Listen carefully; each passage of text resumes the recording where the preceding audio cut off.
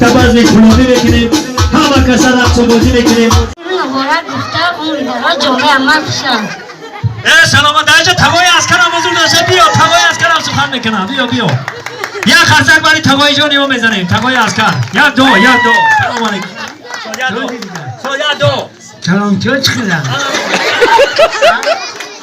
سلام چه شده؟ مغزه چه میشه منیجا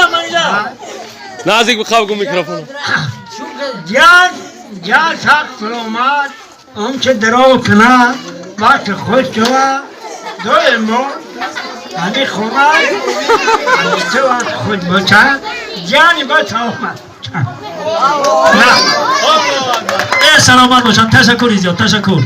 تشکر البته شام خرسندی شام مبارک شام فراموش شونده حیات هر یکی ما روبروی هم ایستاده خوشی خرسندی میکنیم رقص و بازی میکنیم کمی هم باشد غم و اندوه دل از دل بیرون میکنیم یک بار دیگه ما همه شما را خوش آمدید میگم سرجم رقص و بازی میکنیم و خوشی و خرسندی میکنیم بزرگا میگن ما هیچ زمانه هیچ دنیا همه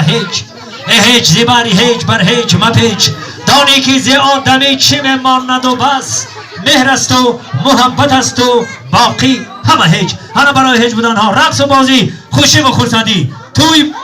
توی است خرسندی بالای خرسندی است همه سرجم رقص و بازی میکنیم و خوشی و خرسندی میکنیم البته من بنده دوست مراد در خدمت شما با همراهی زورید اینجا بابای خانوار بای مرحمت بروی صحنه برو